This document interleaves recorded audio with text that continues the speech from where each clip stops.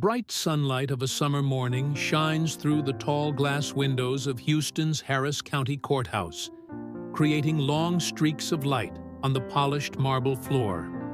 Sarah Williams stood trembling in a simple black dress, her hands cuffed in front, feeling cold sweat running down her spine. The ancient oak scent of the courtroom mixed with the scent of expensive perfume wafting from the lawyers, creating an oppressive atmosphere that weighed heavily on her shoulders. "Defendant Sarah Williams," Judge Richard Morrison said coldly, his sharp blue eyes seemingly piercing through Sarah's dark skin. "The defendant was tried on a charge of first-degree drug trafficking. The jury returned a verdict of guilty." Sarah bit her lip, trying to hold back the tears that were threatening to overflow. She could hear her mother's gasps behind her, along with the sobbing of her 6-year-old daughter. "I love you, Mom." Amy's immature call rang out in the solemn space of the courtroom, causing the police officer to signal silence. "Your Honor," Attorney David Cohen quickly stood up. "My client is a model citizen with no criminal record. She is a respected nurse at Memorial Hermann Hospital, a single mother raising young children. The drugs found in her car were clearly a conspiracy to blame." "Silent!" Judge Morrison slammed his gavel on the table. The harsh sound echoed throughout the room. "The court does not accept unfounded defenses. The evidence is clear."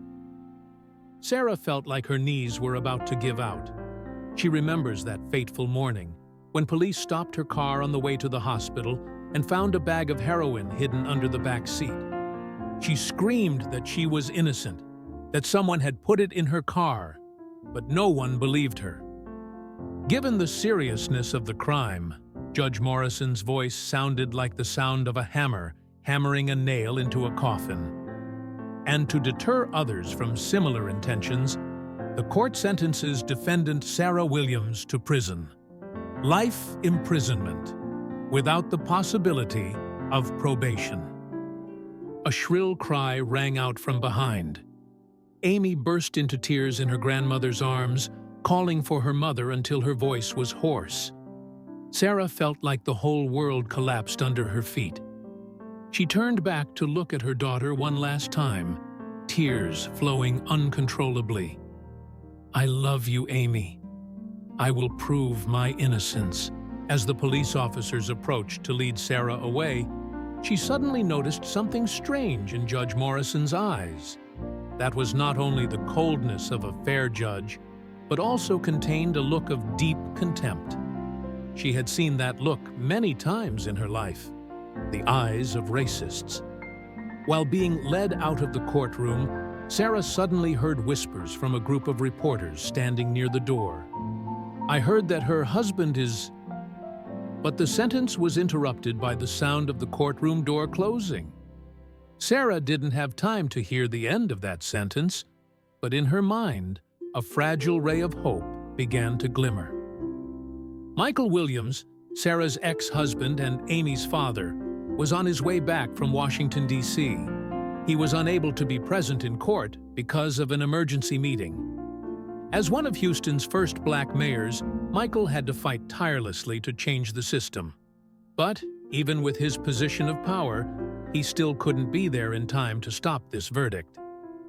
In the prisoner transport van, Sarah looked out the window, watching the city of Houston gradually disappear into the distance. The tall buildings reflected the bright sunlight, as if laughing at her fate. The smell of new leather from the car seat mixed with the nervous sweat of other prisoners, creating a distinct scent of despair. "I won't give up," Sarah whispered, feeling the strength of the memories with her daughter welling up in her heart.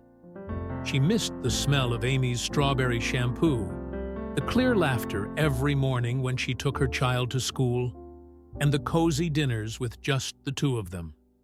"For you, I will fight to the end." The prison van turned onto the road leading to the Texas State Penitentiary, which would be Sarah's home for the years to come. The towering gray walls seemed to pierce the clear blue sky. The barbed wire fences glittered in the sunlight like sharp blades. The car's siren signaling its arrival rang out loudly, startling Sarah. Meanwhile, at the mayor's office in downtown Houston, Michael Williams had just stepped off a private flight. His phone was flashing continuously, with dozens of missed calls and messages. When he read the first message about the court's verdict, his blood seemed to freeze. "Are not!" Michael's scream echoed throughout the office, startling the employees. He knew Judge Morrison well, a man known for his biased rulings and conservative views. But I didn't expect him to dare go that far. "Sarah," Michael whispered, clutching the phone in his hand. "I'm sorry for not being there to protect you, but I swear I won't let you spend another day in prison." The Houston sky gradually turns the bright orange of sunset, a reminder that even on the darkest days, the sun always rises the next day. And for Sarah Williams, tomorrow will be the beginning of a new fight, not only to regain her freedom, but also to expose the truth about a justice system full of prejudice and injustice. The cold fluorescent light of cell number 247 fell on Sarah's tired face. A week has passed since that fateful trial. The sound of metal colliding and the heavy footsteps of the female prison guards became familiar sounds in her new life. Every night, Sarah held the only photo she was allowed to take with her. The photo of her and Amy in Herman Park last spring. Her daughter's radiant smile like a glimmering light in the darkness of despair. "Williams, there's a visitor!" The shrill voice of female Warden Johnson rang out, pulling Sarah out of her thoughts. Her heart beat faster. This was the first visit since she went to prison. In the visiting room, Michael was waiting. He was wearing a formal black suit, probably just coming from some important meeting. When he saw Sarah in her orange prison uniform, his eyes filled with tears. "Sarah!" Michael stood up, but was quickly reminded by the warden not to have physical contact. "I'm sorry. I couldn't." "I know," Sarah interrupted, fighting back the tears that were threatening to fall. "How's Amy? She misses you so much. She keeps asking when Mommy will come home." Michael sighed, his hands clenched into fists under the table. "But don't worry. I've hired the best lawyers to appeal. Morrison won't be able to get away with it this time."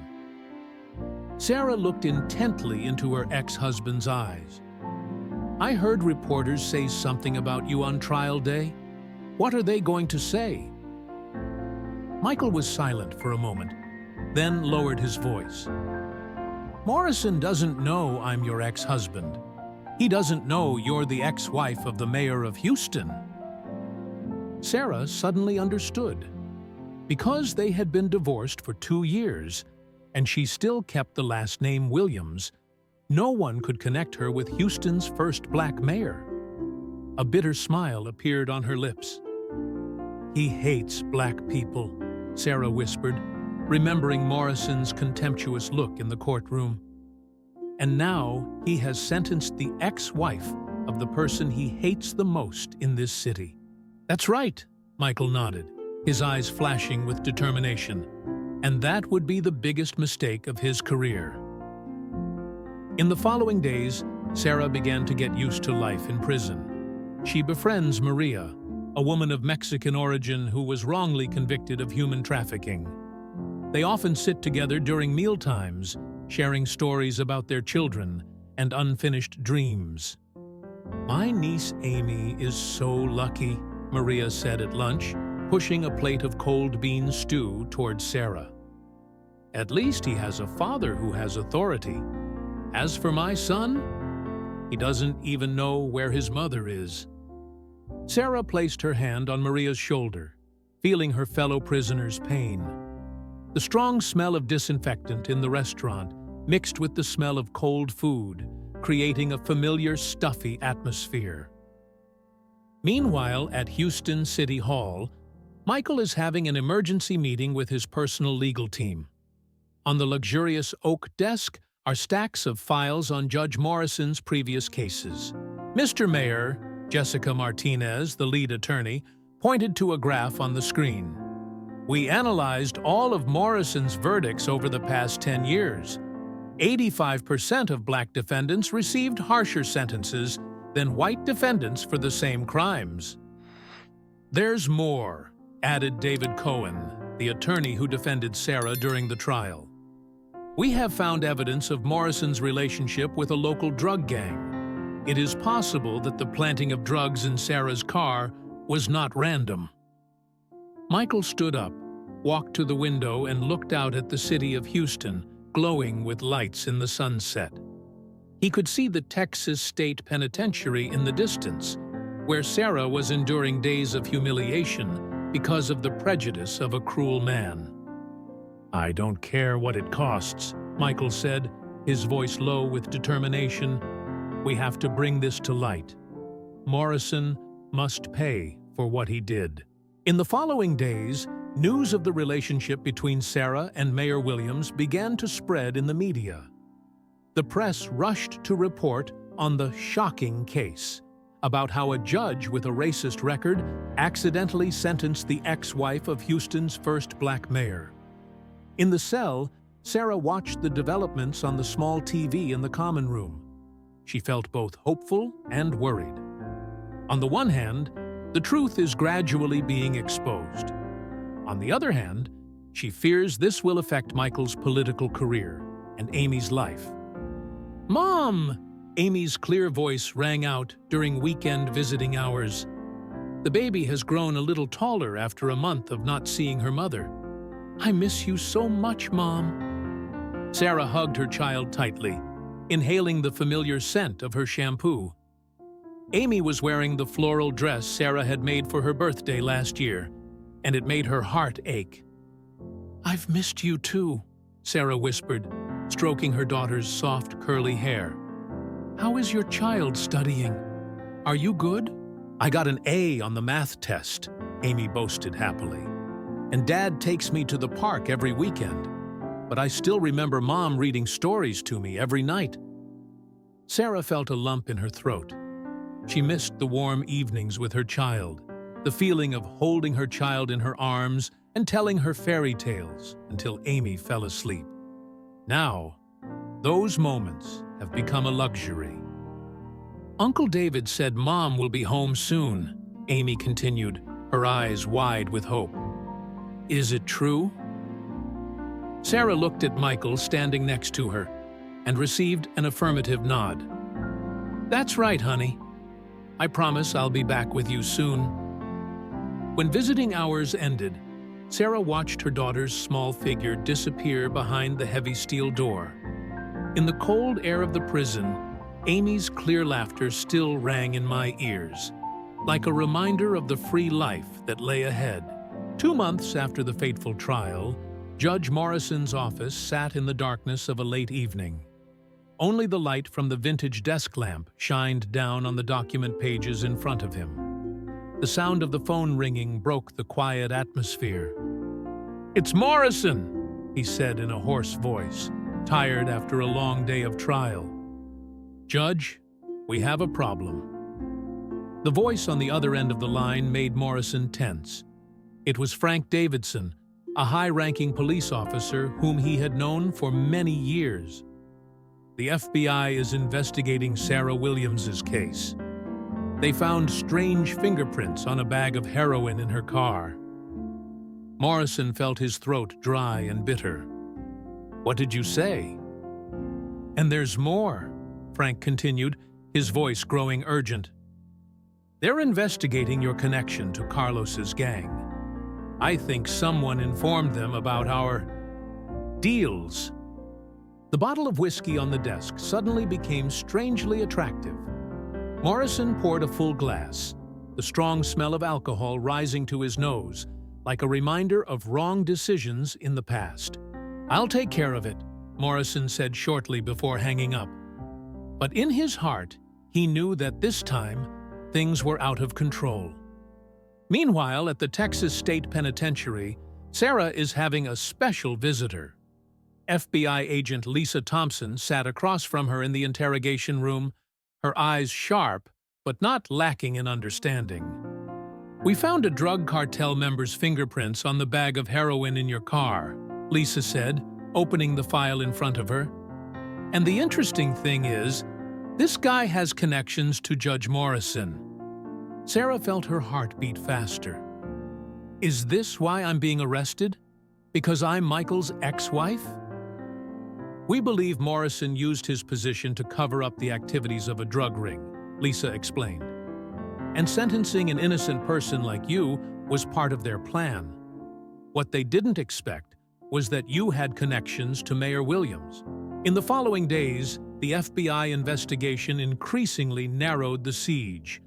News about the case was featured in newspapers nationwide. In-depth investigative articles about Morrison's past, about his biased judgments and suspicious ties to the underworld, caused public outrage. At the mayor's office, Michael is in an emergency meeting with his advisory group. On the big screen, news channels continuously reported on the case. Protests demanding justice for Sarah and Morrison's other victims have spread across Houston. "Mr. Mayor," Jessica Martinez said, her voice filled with excitement, "the FBI has enough evidence to arrest Morrison. They will take action in the next few hours." Michael nodded, looking out the window where he could see the crowd protesting down at City Hall Square. Signs reading "Justice for Sarah" and "End Judicial Racism" were held aloft in the hot Houston sun. "Sarah has suffered too much," Michael sighed, "but perhaps her pain will bring great change to our justice system." In her cell, Sarah is reading letters from supporters. Hundreds of letters came from all over the country, sharing similar stories and expressing support. The smell of new paper and ink mixed with the damp air of the prison, creating a strange sense of hope. "Hey," Maria called from the next cell, "you should watch TV. They're showing it live." Sarah rushed out to the common area where the prisoners were gathered in front of the TV. On the screen, the FBI was escorting Judge Morrison out of court in handcuffs. The face that once scared her now looked so small and pathetic. Judge Richard Morrison has been arrested on charges of corruption, abuse of power, and complicity in illegal activities, the TV reporter announced. The FBI has also arrested multiple members of the drug cartel involved. This is considered one of the largest judicial corruption cases in Texas history. Applause and cheers rang out in the common area. Maria hugged Sarah, tears rolling down her cheeks. "I won! We won!" But the greatest joy came that afternoon, when Sarah was informed that she would be released pending an appeal hearing. When she stepped out of the prison gate, Sarah saw Michael and Amy waiting. "Mom!" Amy ran over and jumped into her mother's arms. The smell of sunlight in her child's hair, the sound of clear laughter, and the warmth of a hug. All the things that Sarah remembered painfully during her days in prison. Michael approached, his eyes filled with tears. "I've suffered too much, but now it's over." Sarah looked up at the clear blue Houston sky, taking a deep breath of the air of freedom. "No," she shook her head gently. "This is just the beginning. There's a lot more to do." On the way home, Sarah saw protest signs still standing on City Hall Square. People who have fought tirelessly for justice, not only for her, but for all those who have been and are victims of discrimination in the justice system. "I won't let this happen to anyone else again," Sarah vowed to herself, squeezing her daughter's hand. It's time for a change. 1 year later. The warm sunlight of a Houston spring shines through the tall glass windows of South Texas College of Law. Sarah Williams stood in front of the crowded hall, her heart beating fast, as hundreds of law student faces were staring at her. On the big screen behind were the words, "Justice Reform, from Victim to Game Changer." "I stand here today," Sarah said, "not as a victim, but as a fighter for justice." She stopped, looking down at the young, enthusiastic faces. "My story is just one of thousands of stories about injustice in our justice system." From the front row, Amy smiled and encouraged her mother. She is now 7 years old, more mature after family events.